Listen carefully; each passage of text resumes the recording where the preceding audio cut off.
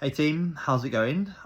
Little bit of a nice casual sit down video for you today, just to bring something to the forefront of your mind that might not necessarily be something that you're thinking about too much, but is probably just as important as your training. In general, as a kind of principle, I guess, I think that training, exercise, activity is one of the things that has the biggest impact, if not the biggest impact, on your overall health and well-being. But the thing that I try to remember and highlight and kind of, well, it's evident in the way that this phase has been structured. So obviously you've seen that I have got kind of like alternating days between like more intense and less intense structure, controlled days and alternating weeks. And if you've watched the Project Iron Vorge video, you've seen how the next 2 months have been laid out in terms of an increase in intensity and a decrease in volume, but there's also these kind of like back off weeks in there. All of this is basically to help us recover from putting in a lot of effort into our training sessions, because if we can recover more effectively, it means that we can train more effectively because we're essentially more able, we've recovered better, so we can go again. And that's going to help us make better progress. But it's also going to help us feel better and, see the benefits all around from our training.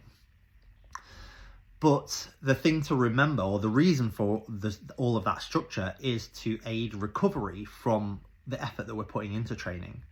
And so in terms of the structure and what's going on in your training sessions, it's really well set up for you.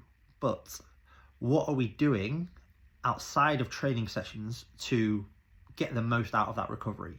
Like, we're trying to optimize our training. What are we doing to try and optimize our recovery, if anything? Obviously, we're reasonably conscious about things like nutrition, but there's probably more that we can at least have a little think about, potentially assess and see if there's any gaps in areas that we can see if we can improve on, to just, improve whatever results that we're after, whether it is just general health and well-being, longevity, being fitter for life and for longer, or whether we are talking about physique and allowing the muscles to get stronger and bigger, or if we're talking about health, or even a combination of health and physique, where we're talking about something like maybe weight loss. And all of these things are hugely impacted by the recovery side of training.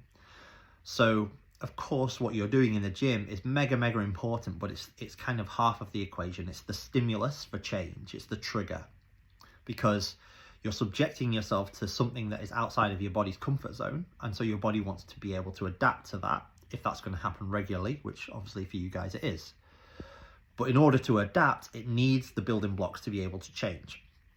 And the building blocks, I don't just mean like get loads of protein in. I mean, it needs the environment, it needs the building blocks, it needs the time to be able to adapt.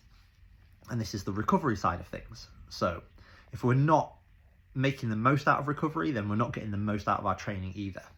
So we're going to start working through a few different categories of things that we can look at to see if we have gaps in our recovery that we can maybe improve on.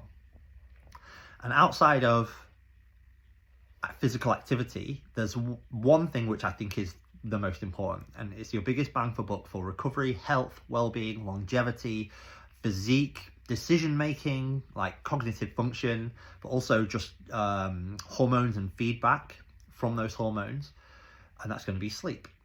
So the first thing for us to have a little think about, or what I'd like you guys to do, is have a little bit of a self-assessment of your sleep. So if you can stop and take 5 minutes, you can write it down if you want, but not necessarily. You can just stop and think and answer a few of these questions to see if there are potential gaps in your sleep. So the first question to be asking yourself is, how much sleep are you getting on average?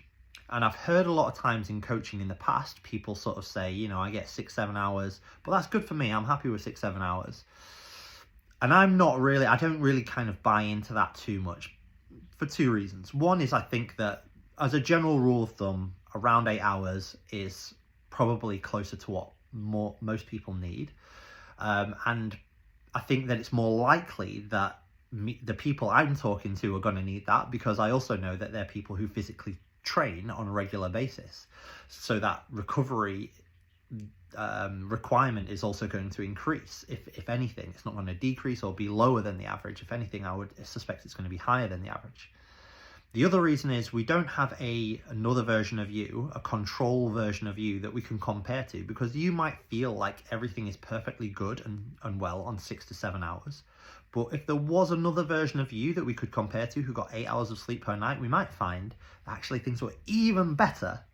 And so because we don't know, I would rather err on the side of optimization and caution, and trying to make sure that you are set up to basically be in the position to most likely to win, and that is going to be with getting that extra sleep. So the first question to ask yourself is how many hours of sleep are you getting on average per night? If that is lacking, if it's low, I would like us to think about ways that we can increase that as a step number one. Going into our second step then, it would be looking at the regularity of our sleep. So the time we go to bed and go to sleep and the time we get up. And again, I totally recognize that we can't optimize everything, and life, almost dictates what we can do sometimes. And so it's not ideal if we're not getting the consistent sleep every single night.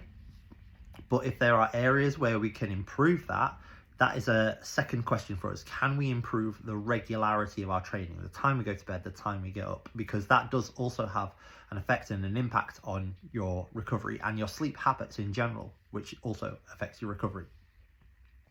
The third one then is going to be your quality of sleep. Now, there's so many different things that can affect your quality of sleep. It's hard to figure out quickly and easily what we need to do to improve it.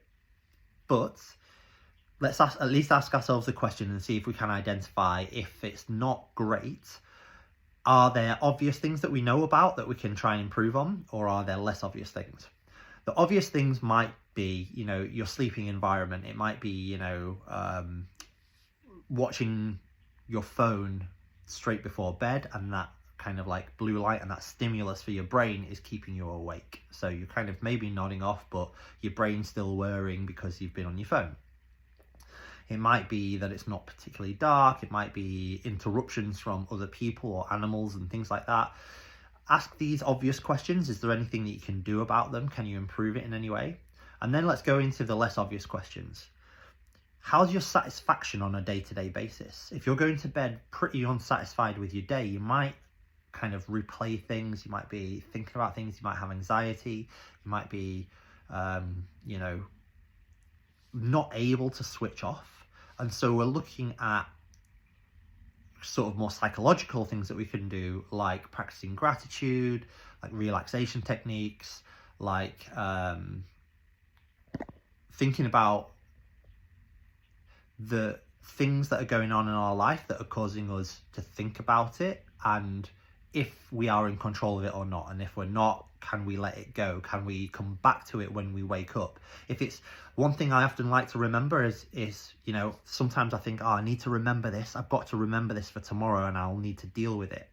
And I think, do you know what? If it's really, really important, I don't have to hold on to it. I will remember it. If it's that important, I'll hold on to it. And if I forget it, it obviously wasn't that important. And so I kind of have a little bit of faith and trust in myself. And that sometimes, I'm not saying, because I'm not a great sleeper, but sometimes that can help me switch off a little bit and go, okay, if it's important, I will remember it. So it's all good. But let's start off with those three questions. How much sleep are we getting on average? Can it be improved? What's the regularity of our sleep? Can it be improved? And what's the quality of our sleep? Can it be improved? If you've got any questions on how to improve them and you're a little bit stuck, you've got a particular scenario that you're not really sure how to improve, feel free to get in touch with me. That doesn't mean I'm going to have an answer, but I will certainly try and share the knowledge that I've got from the experience that I've had with coaching, and from obviously the things that I've done in terms of research on recovery and sleep and things like that. Again, I'm not a sleep expert, but I've obviously picked up some things over the years, and if there's any way that I can help, I most certainly will do. But if it's things that are, especially if it's things that are pretty obvious to you and you're like, yeah, I don't sleep well because I'm on my phone. Okay, it's really obvious what we need to do there. So let's see if we can implement something to see if we can improve your sleep that way. But this is going to be our first port of call for optimizing our training, even though we're thinking about our recovery, because recovery is the second half of the equation. And I will come back with some more videos on other things that we're going to start delving into a little bit in terms of recovery, to see if we can, you know, live happier, healthier, better lives and improve our longevity for our future selves. Team, thanks for watching. I'll speak to you soon.